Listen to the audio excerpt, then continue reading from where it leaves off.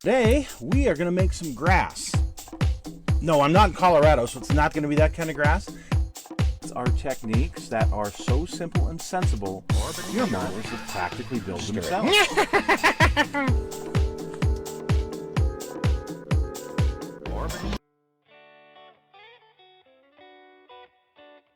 Hello folks, it's Mad Dog Merv. Today we are going to be building a couple of resin figures. And I wanted to, instead of just reviewing them, because I mean, there's that many parts to most figures, but this is one set that I've wanted for a while, and I'm going to go ahead and build it. I'm going to show you folks how I do resin figures. These are 1/35 scale figures. So I want to show you my techniques on how I would paint them. So we're going to start out with this. It's an old Verlinden kit, 2060, the U.S. Marines in the Pacific in World War II. It's called U.S. Marines World War II Trophy. And the reason I wanted this is you've got the one Marine with no shirt, which was pretty typical for Marines in the Pacific, and the other one's got this glowing white t-shirt. I don't think they had white t-shirts. If they did, they weren't that white. I'm just telling you. So we're going to build these guys. We're going to paint them. I'm going to show you how it goes. I'm opening this up. I got this, by the way, from my friend over at Lots of Models, Izat. I met him at Nationals a few years ago, and every year that I go to Nationals, we usually wind up going out to lunch or dinner or something like that, and I really like the guy, the way they do business and things. I mean, it's been a great experience that I have had with them, and I'll tell you what, I would highly recommend them. So anyway, that's where I got this from. Needless to say, it didn't cost very much. I mean, it was, inexpensive. Certainly not price gouging, which is awesome. So here's the bag. It's a couple of decals of the flag, which is interesting. That'll be kind of neat. And parts wise, so we got, looks like we got a shotgun. I don't know what the pole is that's there. I don't know, maybe it was just something to cast with. We've got a Garand. Looks a little oversized, but I don't know, we'll see. These are 35th scale dudes. Here is one set of legs, and this must be for this torso here. This guy's carrying looks like he's carrying a 45. And here's a head and a couple of feet.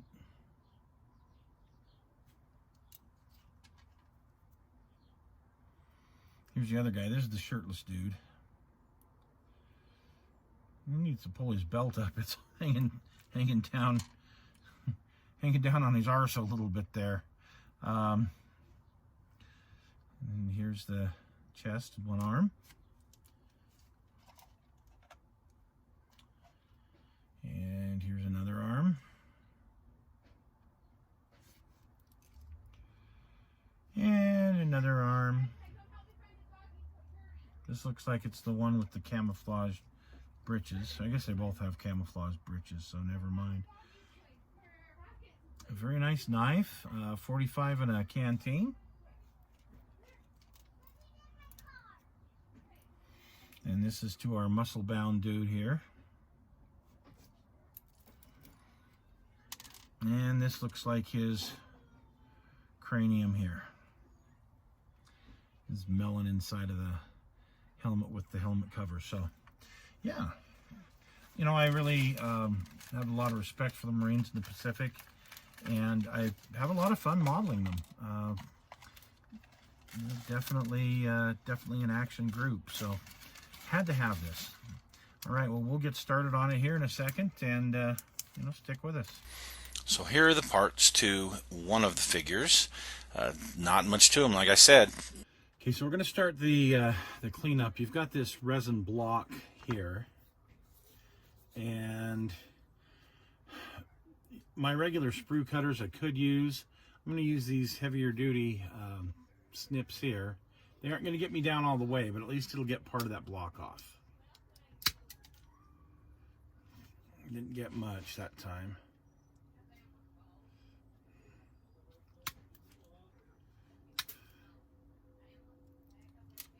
Okay, so see, I got that.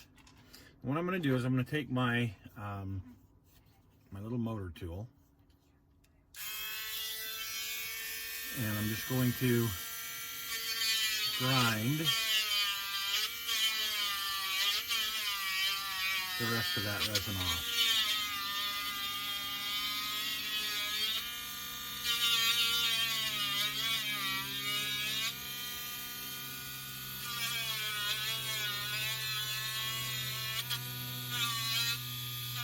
Be careful not to go down too far.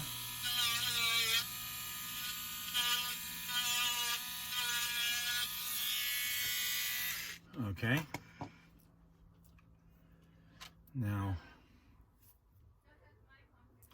I'll take the my sanding stick. Just make sure I get that nice and flat.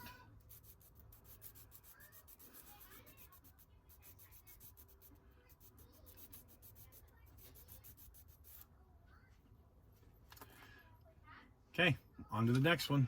So now that we've got all the pieces cut and cleaned up, I'm just going to test fit and make sure that and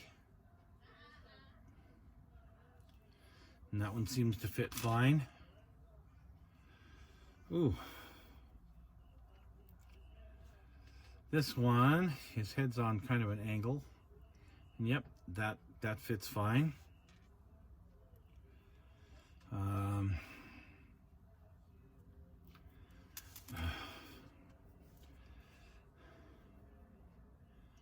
This arm seems to fit. Okay, I'm gonna have to do a little bit of, no, it fits like that, okay. And this arm. Yep, okay, so that all fits good. I'm just gonna use some of the old Bob Smith Industries. This is the extra thick, and I'm gonna go ahead and get him glued together. We'll be right back. So one thing about this glue is without accelerator, whatever it is with this resin, you don't have much time. You put it into place and it's pretty solid, and the only way to get it separated is to basically break that glue seam, and it's not easy. Yeah, see, that's not easy. I didn't quite get it the way I wanted it. You'll see there's a little bit more space on his belt here in the back than there is in the front. So I'm going to see if I can adjust that, and if I can't, we're just going to live with it.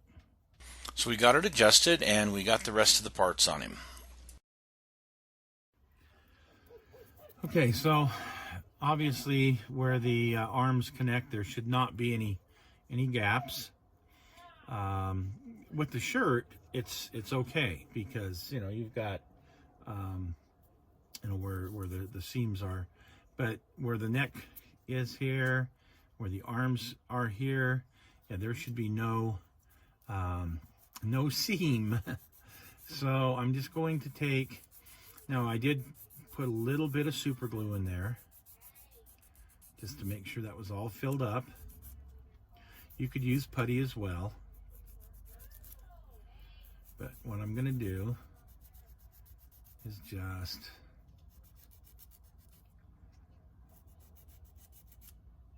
take the sanding stick and try and erase any seams. Oh, wow, looks like I chipped the helmet. Oh, yeah, I did. I chipped the helmet right there. Dang it. Okay, well, we will repair that. I'm going to go ahead and get him primed, and then we can see if there's any other gaps.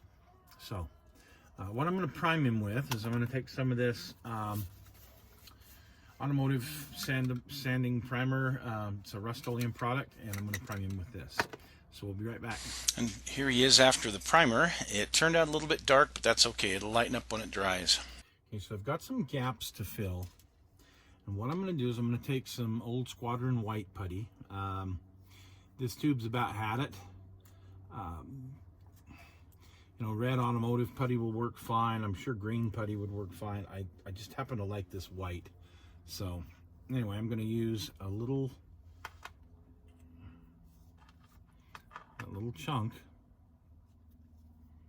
Maybe you can see it better there. Okay. And what I'm going to do is I'm going to take some Mr. Color Thinner,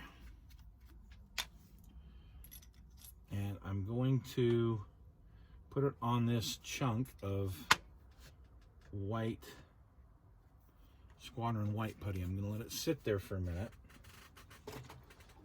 soften it up. Now I'm going to take my brush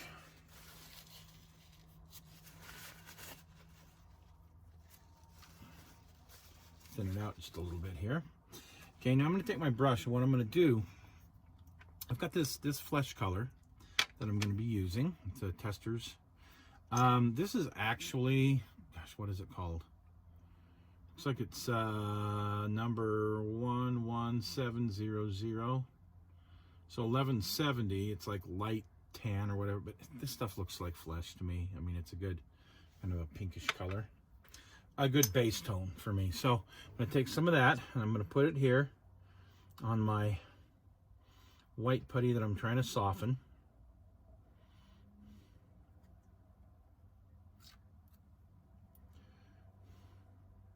A little more thinner. And all I'm trying to do is I'm trying to get a very thick paint. So I'm trying to make a paste here.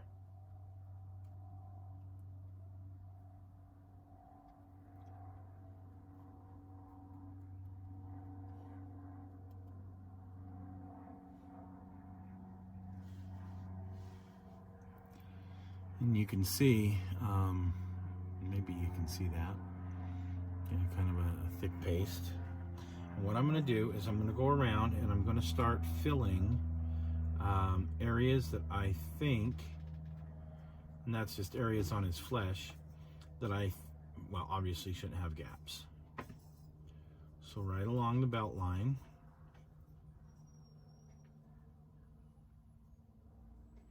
I don't have to use the paint, it's just what I'm choosing to do.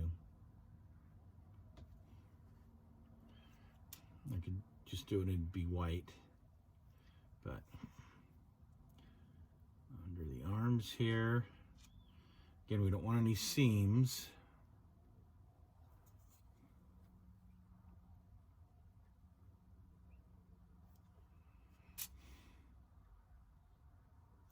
Just want to make sure everything gets filled in really nice.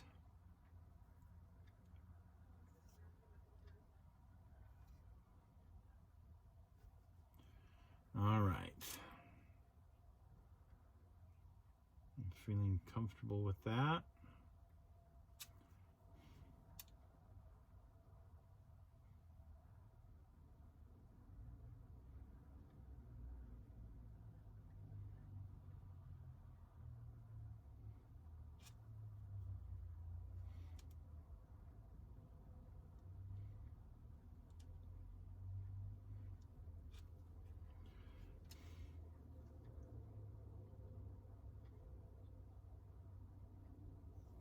So here's my paint paste on the areas where there seemed to be a little bit of a seam that I don't want to seam.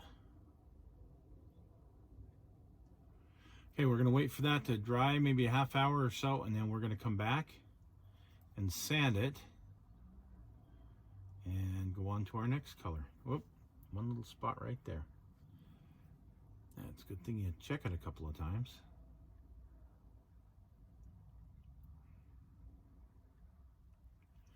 Okay. All right.